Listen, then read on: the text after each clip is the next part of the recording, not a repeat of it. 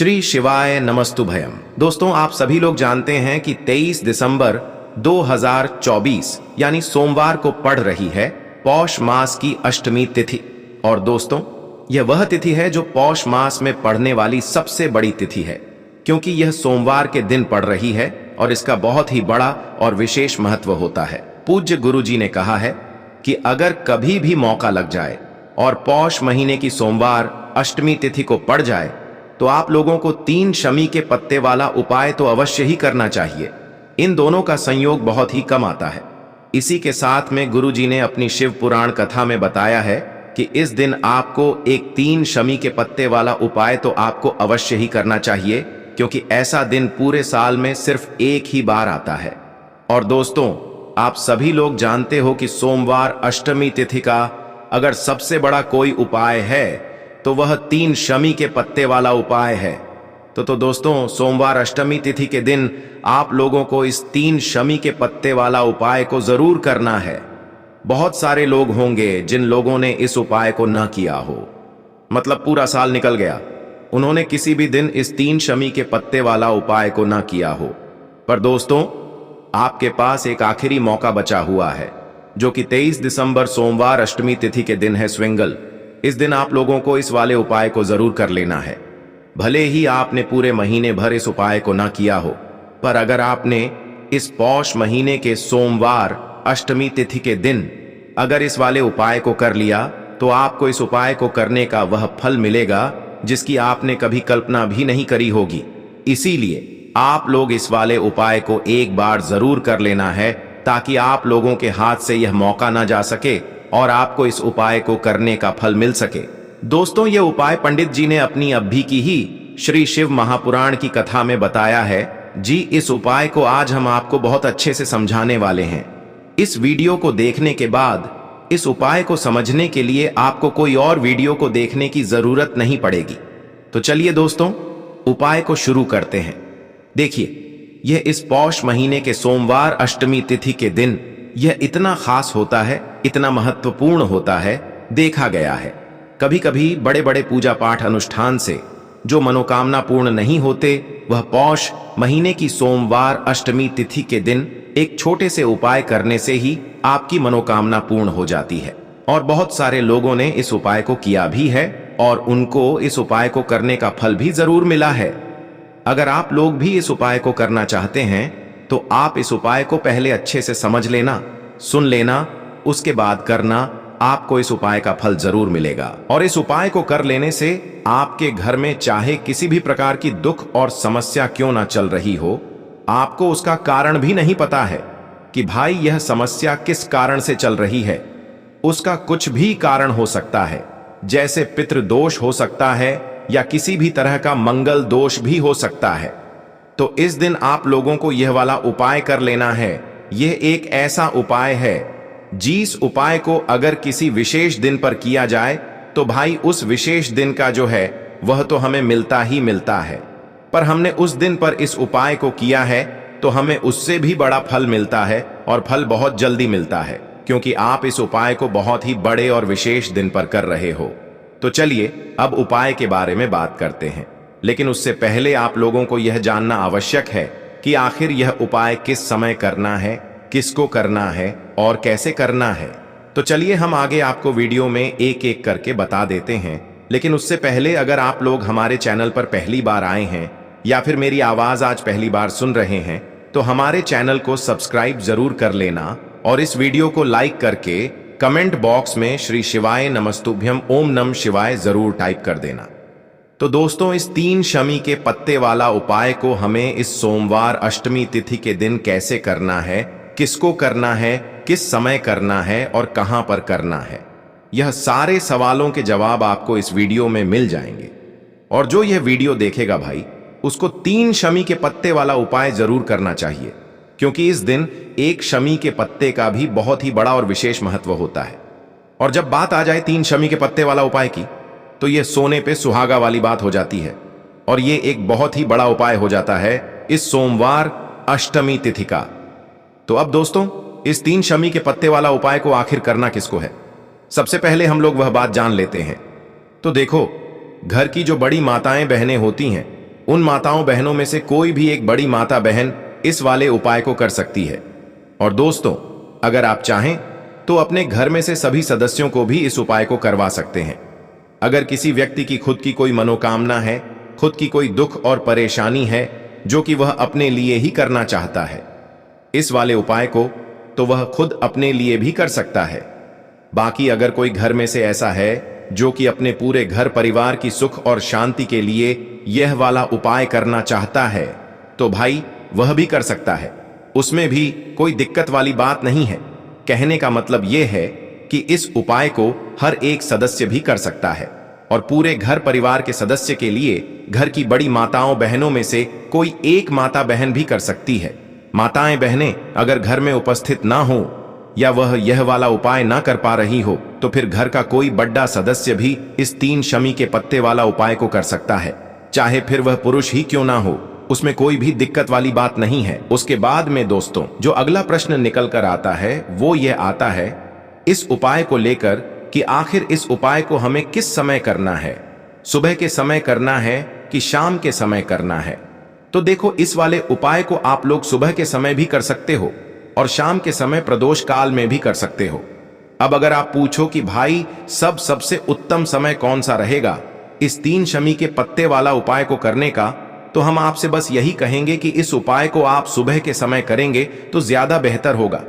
बाकी अगर प्रदोष काल शाम के समय भी करेंगे तो भी अच्छा होगा, उसमें कोई भी दिक्कत वाली बात नहीं है। तो अब दोस्तों, जो अगली सबसे बड़ी और महत्वपूर्ण बात आती है वह यह आती है कि सुबह अगर हम उपाय को करेंगे तो हमें कितने बजे से लेकर कितने बजे तक के बीच में करना है, और शाम के समय प्रदोष काल में करेंगे तो हमें कितने बजे से लेकर कितने बजे के बीच में करना है।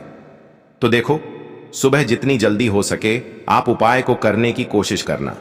बाकी अगर किसी कारणवश लेट भी हो जाओ, थोड़ी देर भी हो जाए, तो 10 या 11 बजे तक भी आप उपाय कर लेना, पर 12 बजे से ज्यादा देरी ना हो। ठीक है, इस बात का ध्यान रखना। उसके बाद में दोस्तों, अगर शाम के समय प्रदोष काल की बात करें, प्रदोष काल का जो समय होता है वो शाम के 6 बजे से शुरू हो जाता है। मतलब शाम के 6 बजे से लेकर 7 बजे के बीच का जो समय होता है, यह समय प्रदोष काल का समय होता है। तो आप इस उपाय को 7 या 8 बजे के बीच में भी कर सकते हो। मतलब शाम के 6 बजे से रात 8 बजे के बीच में आप कभी भी इस वाले उपाय को कर सकते हो, उसमें कोई भी दिक्कत वाली बात नहीं है। देखिए, इस बार जो सोमवार की अष्टमी बढ़ रही है वह हमारे लिए बहुत ही विशेष है, क्योंकि यह पौष के महीने में पड़ रही है और इसी महीने में महाशिवरात्रि का पर्व भी आने वाला है। देखिए, आप सभी पूरा महीना भगवान शिव को समर्पित होता है और जो सोमवार की अष्टमी है वह हमारे महादेव और माता पार्वती के मिलन का दिन होता है। इसीलिए इस सोमवार की विशेष अष्टमी पर हमें महादेव तथा माता पार्वती की कृपा एक साथ प्राप्त होने वाली है। तो देखिए, इस वीडियो में हम पूज्य गुरु जी द्वारा बताया गया अष्टमी की तिथि पर किए जाने वाले कुछ खास उपाय जानने वाले हैं। तो चलिए दोस्तों, जान लेते हैं गुरु जी द्वारा बताए गए पहले खास उपाय के बारे में। देखिए, इस उपाय को करने के लिए सबसे पहले तो आपको एक प्यारी सी बेलपत्र लेनी है और इसी के साथ में आपको 3 कमी पत्र लेनी होगी। देखिए, यदि आपके पास बेलपत्र नहीं है तो शिवलिंग पर जो बेलपत्र छड़ी हुई होती हैं उन्हें आप शुद्ध जल से धो करके पुनः उनका उपयोग कर सकते हैं। बस आपको ध्यान रखना है कि जो बेलपत्र हैं वह कहीं से भी खंडित नहीं होने चाहिए, इस बात का आपको ध्यान रखना है। अब देखिए, मात्र यह 2 सामग्रियां लेकर के आपको पहुंच जाना है भगवान शिव के मंदिर में। पूज्य गुरु जी के अनुसार इस उपाय को आप प्रदोष काल के समय में भी कर सकते हैं और सुबह में भी कर सकते हैं, लेकिन प्रदोष काल के समय में यदि आप इस उपाय को करेंगे तो यह उपाय आपके लिए सर्वोत्तम सिद्ध होने वाला है, क्योंकि प्रदोष काल के समय में साक्षात महादेव शिवलिंग में विराजमान होते हैं। इसीलिए आपको कोशिश करनी है कि सोमवार के अष्टमी पर आपको प्रदोष काल के समय में ही यह उपाय करना है। देखिए दोस्तों, सबसे पहले तो आपके पास जो एक बेलपत्र है और 3 शमी पत्र हैं, इन सभी को आपको एक साथ पकड़ना है और इन सभी को आपको एक साथ पकड़ करके सबसे पहले तो भगवान शिव की शिवलिंग पर जलाधारी के बिल्कुल बीच में जो माता शुक सुंदरी का स्थान होता है वहां पर आपको अर्पित करना है। इसी प्रकार से आपको समर्पित करने हैं और आपको महादेव के बहुत ही प्रिय नाम झंपेश्वर महादेव का स्मरण करना है।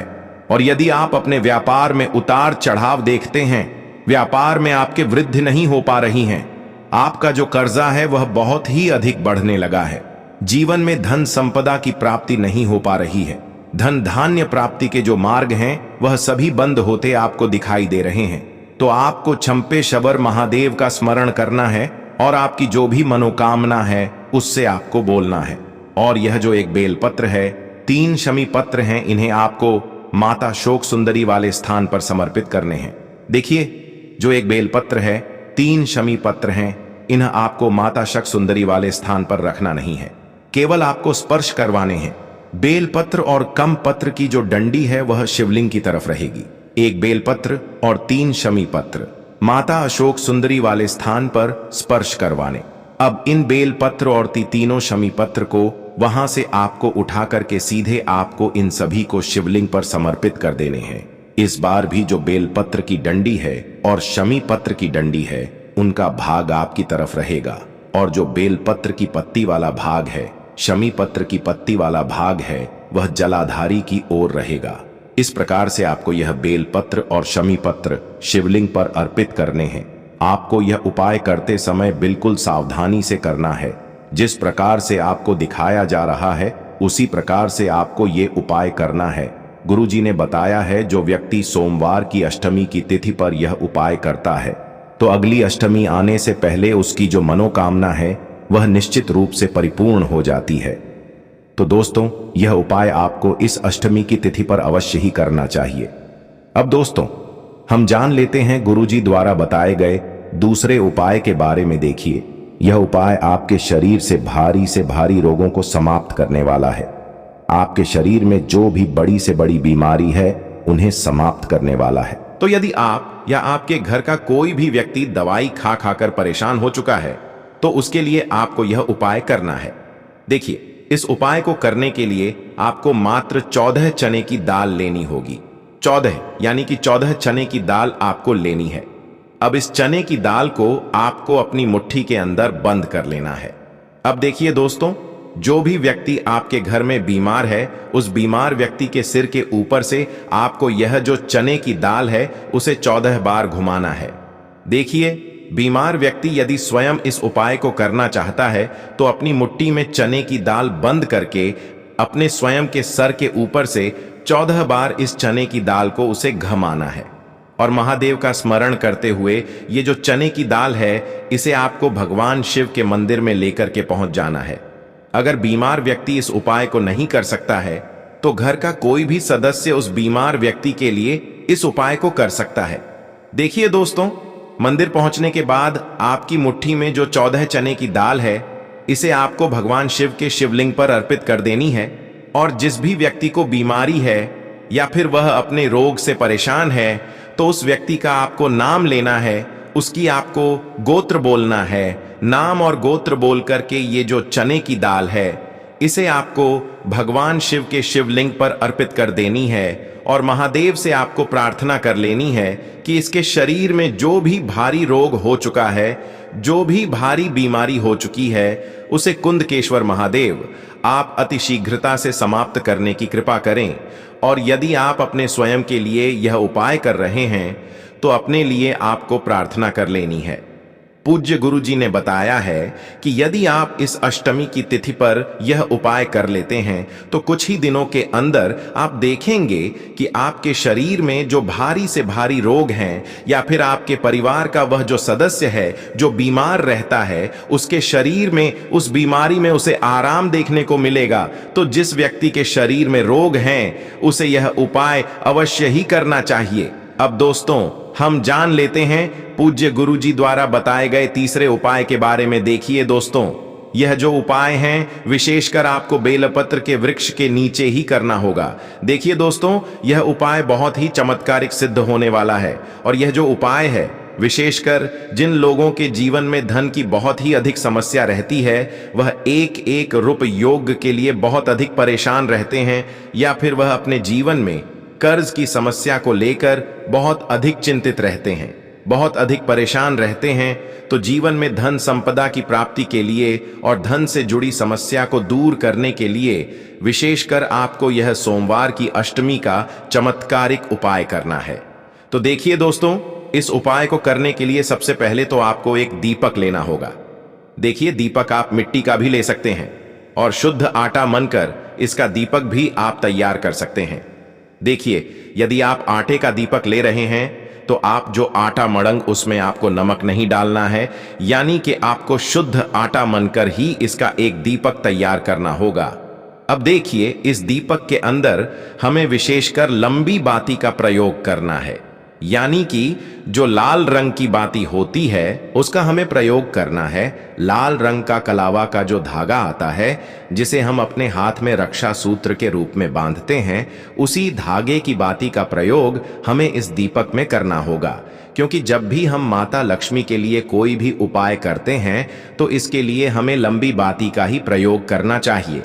तो इस प्रकार से हमें एक लंबी बाती का दीपक तैयार करना है। दीपक में हमें विशेषकर शुद्ध घी का ही प्रयोग करना होगा। अब इस प्रकार से दीपक को तैयार करने के बाद इसे आपको इस सोमवार की अष्टमी पर लेकर के पहुंचना होगा, बेलपत्र की वृक्ष के वहां पर। और यह जो उपाय है विशेषकर आपको इस सोमवार की अष्टमी पर प्रदोष काल के समय, शाम को प्रदोष काल के समय में ही करना है। देखिए, बेलपत्र के वृक्ष के नीचे पहुंचने के बाद सबसे पहले तो आपके पास जो दीपक है, इससे आपको बेलपत्र के वृक्ष के नीचे रखना है। और आपको ध्यान रखना है कि बेलपत्र के वृक्ष के नीचे जब भी आप इस दीपक को रखेंगे तो इसकी जो बाती है, इसका मुख आपको उत्तर दिशा की ओर रखना है। और इसके बाद आपको जौ दीपक है, इससे प्रज्वलित कर देना है। ध्यान रखें दोस्तों, सोमवार के दिन बेलपत्र के वृक्ष में प्रदोष काल के समय में माता लक्ष्मी निवास करती हैं। और गुरुजी ने बताया है, जो व्यक्ति सोमवार की इस अष्टमी की तिथि पर इस प्रकार से बेलपत्र के वृक्ष के नीचे यह दीपक प्रज्वलित करके आ जाता है, माता लक्ष्मी उसके साथ उसके घर में प्रवेश कर जाती हैं और उस व्यक्ति के घर में कभी भी धन संपदा की कमी नहीं होती है। धन से जुड़ी जो भी समस्या है वह माता लक्ष्मी की कृपा से निश्चित ही दूर होती है। तो विशेषकर जीवन में धन संपदा की प्राप्ति के लिए आप यह उपाय कर सकते हैं। तो दोस्तों, यह थे पूज्य गुरुजी द्वारा बताए गए कुछ बहुत ही खास उपाय। अगर आपको जानकारी अच्छी लगी हो तो वीडियो लाइक करिएगा। मिलते हैं फिर एक नए वीडियो के साथ।